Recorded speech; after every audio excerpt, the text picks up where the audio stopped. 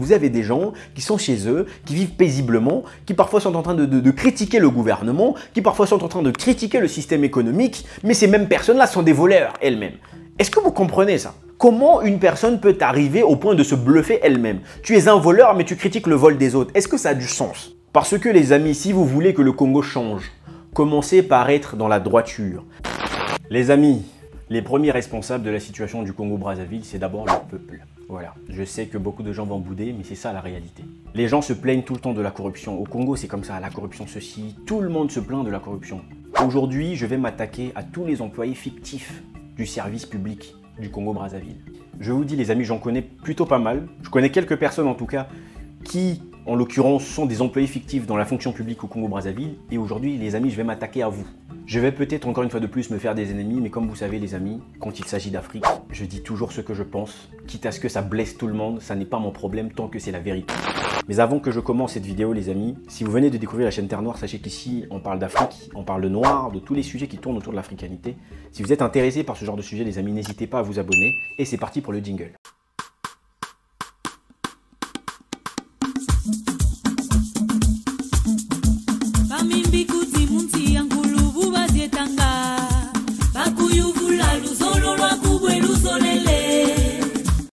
Les amis, j'espère vraiment que vous vous êtes abonnés parce qu'on en a vraiment besoin. Soutenez-nous en vous abonnant, en likant les vidéos, ça nous permet de nous connaître un peu plus dans la communauté. Donc le Congo-Brazzaville, je pense que j'en ai déjà beaucoup parlé dans cette chaîne. Le Congo-Brazzaville est un pays d'Afrique centrale, pour faire rapide, qui fait environ 6 millions d'habitants. Et le Congo-Brazzaville est donc un pays francophone qui a adopté pas mal de systèmes aujourd'hui de la France jusqu'à nos jours, j'ai envie de dire. Mais vous devez comprendre une chose les amis, le Congo-Brazzaville est un pays où aussi la corruption est énorme. La corruption règne au Congo-Brazzaville.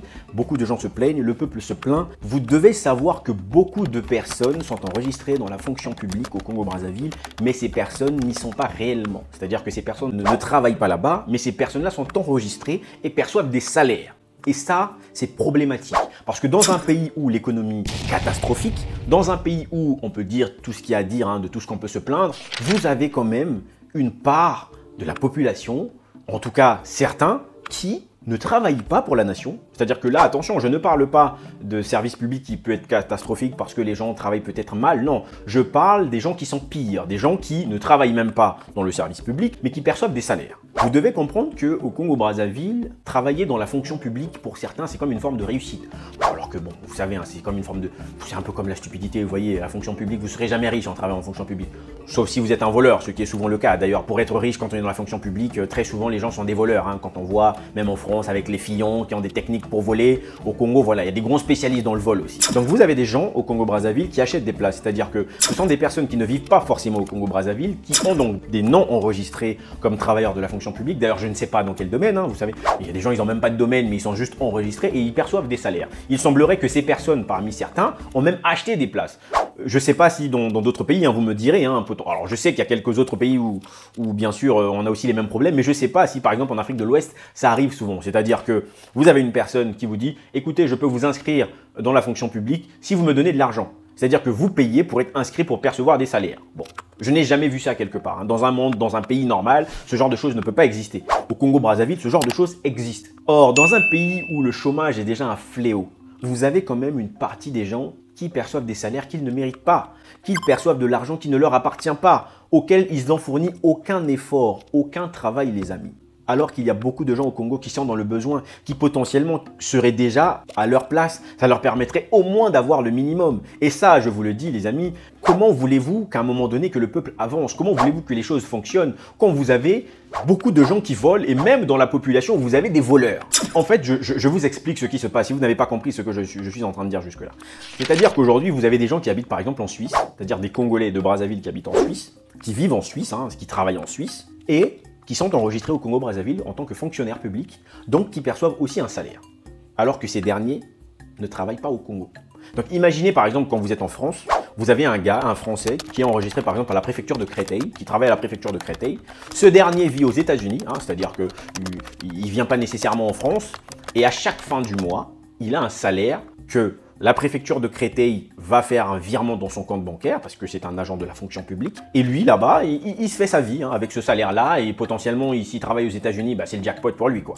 Et ce que je suis en train de décrire là, les amis, c'est toute personne confondue. J'ai vu des darons, des mamans congolaises qui sont inscrites à la fonction publique, qui n'ont pas de scrupules à manger l'argent de l'État, à manger l'argent du peuple. J'ai vu des vieux, j'ai vu des jeunes. Il y a énormément de personnes qui sont inscrites dans la fonction publique qui, malheureusement, ne comprennent pas, qui sont en train de détruire encore un peu plus la nation.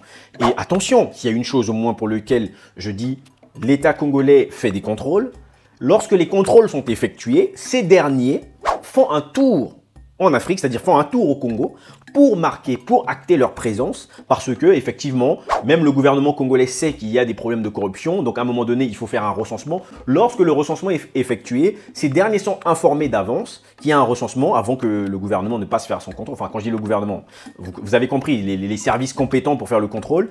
Et lorsque ces services font le contrôle, ces derniers disent, bah voilà, ils sont présents, ils signent tout ce qu'ils ont à signer, et puis voilà quoi, ils repartent chacun dans leur pays respectif à continuer à percevoir leur salaire. Mais je vais vous dire une chose ici, les amis, maudit soient toutes ces personnes qui sont en train de manger de l'argent qui ne leur appartient pas. Des gens sont en train de mourir dans des hôpitaux au Congo pour des problèmes de moyens financiers. Il y a des gens qui n'arrivent pas à avoir du travail. Vous avez quand même des gens qui n'ont pas de scrupules. Vous vivez en France, vous vivez en Italie, je ne sais pas où, vous avez potentiellement un travail. Vous n'êtes même pas foutu de vivre avec votre argent que vous pouvez gagner, que vous êtes obligé d'aller voler. Parce que si vous pensez que le vol de certains au Congo vous légitime vous aussi à voler, les amis, détrompez-vous.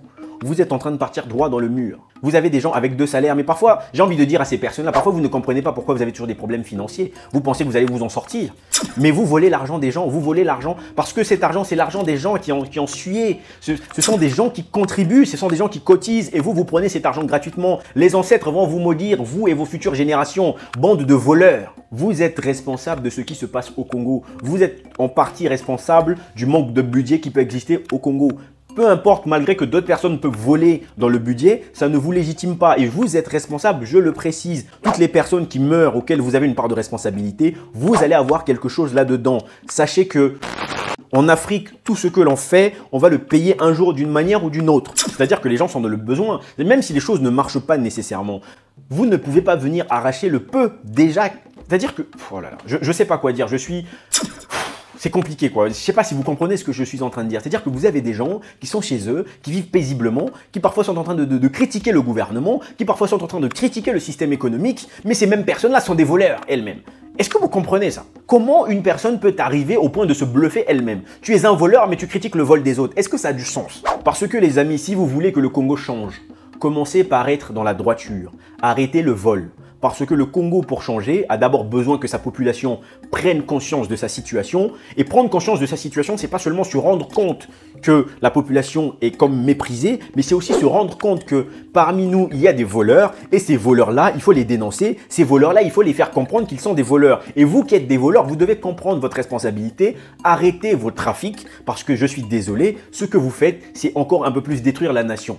Vous n'avez pas besoin de cet argent, les amis. Comme j'ai dit, les ancêtres vont vous maudire, vous et vos futures générations. Je le répète, vous qui volez l'argent, vous les employés fictifs, qui n'êtes pas au Congo-Brazzaville, vous qui ne travaillez pas dans la fonction publique alors que vous y êtes inscrit, les ancêtres vont vous maudire, vous et vos futures générations. Je sais que ce que je suis en train de dire, tout ce que je raconte là, ça ne va pas me faire des amis. Mais les amis, je me dois de dire la vérité à vous et à toutes les personnes qui regardent pour que les personnes se rendent compte. Je ne suis pas ici pour essayer d'avoir une forme, de mettre les choses en forme. Je suis ici pour dire la vérité aux gens. Arrêtez votre vol. Si vous ne voulez pas arrêter à être des voleurs, ben nous ne serons pas amis.